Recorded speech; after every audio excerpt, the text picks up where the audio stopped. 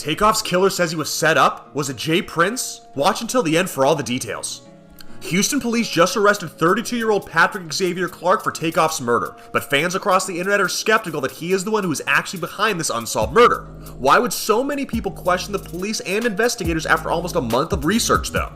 And who is really to blame if Patrick Clark isn't the one that killed Takeoff? We know who was on the scene, and we will be contacting and reaching out and finding those individuals. This is a murder.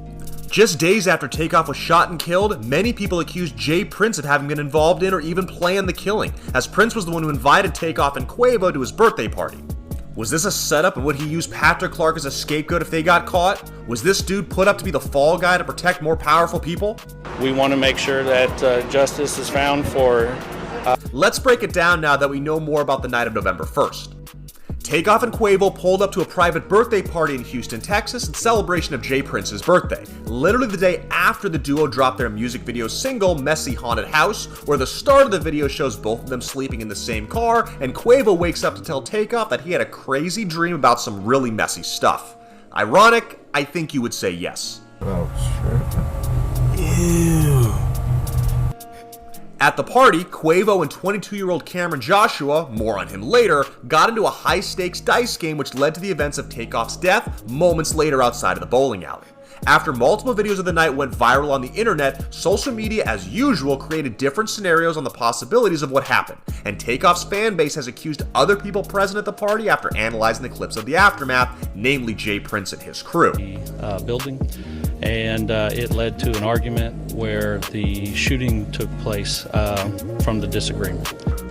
As some people only suffered minor injuries at the scene and only Takeoff was killed, there have been comments online that the gathering was actually planned to end in a murder. When Takeoff was seen laying on the ground, fans believe that they saw Jay Prince walking past Takeoff's dead body and departing the scene calmly while Quavo was screaming for help. Remember, Jay Prince was the one who invited Takeoff to his party, and even after the shocking incident and death, he did not move to help in any way, at least on camera. Takeoff was hit even though police say he had nothing to do with that dice game or the argument. If he would have tried to save him and jumped into action like Quavo, maybe his chance of survival would have increased, or at least people wouldn't be asking as many questions. Many fans also question if he was the person involved in the killing, as he was seen looking fearless in the clips after Takeoff's demise. Like, you never can contaminate nothing that's silent. Regardless, investigators found it difficult to see who shot the gun with about 40 people scattering around each other and trying to flee the scene. After almost a month of research and scavenging tons of security footage from the bowling alley and nearby buildings, they did find Patrick Xavier Clark with a gun in his hand and believed he was the one who shot the Atlanta rapper. Just one. The dude hit him the first time and ran off, thinking that something... Remember Cameron Joshua? He was the other person who was charged with having a weapon on him, but investigators firmly believe he wasn't the one who shot Takeoff, let alone fired his weapon at all.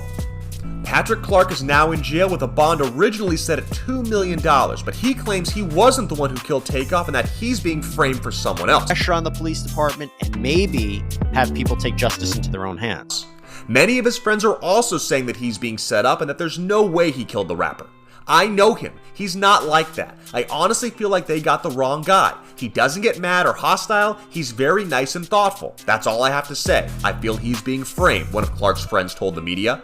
His bail was supposedly just dropped to $1 million, and he was allowed expenses to hire a private investigator. So does that mean the court might be leaning that direction too? Another important thing to note is that it's been reported that Patrick Clark has been very cooperative with the arrest, not acting out at all. The dude hit him the first time and ran off, thinking that something was gonna get thrown back at him. And we dealing with what we dealing with today.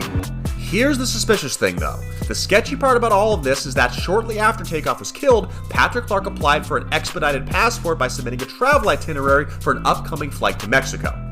His lawyer publicly stated he had the trip already planned, but then canceled it before being arrested. But why would you schedule a flight outside of the country if you just now applied for a passport? And how far in advance did he schedule that trip if a passport takes 8 to 11 weeks to get it on average? Something's not adding up here at all. Was Jay Prince trying to help Patrick Clark get to another country before being arrested? Was Jay Prince the one who set up Quavo and Takeoff due to some sort of beef that we don't know about? By the way, and also on the thing it says, let it slide. I don't even know what that means. Does Cameron Joshua have anything to do with this? The one thing we do know is that 2/3 of the Migos were at the wrong place at the wrong time. As unfortunate as the situation is, it's time to get to the bottom of this and find out the real truth. Only time will tell now.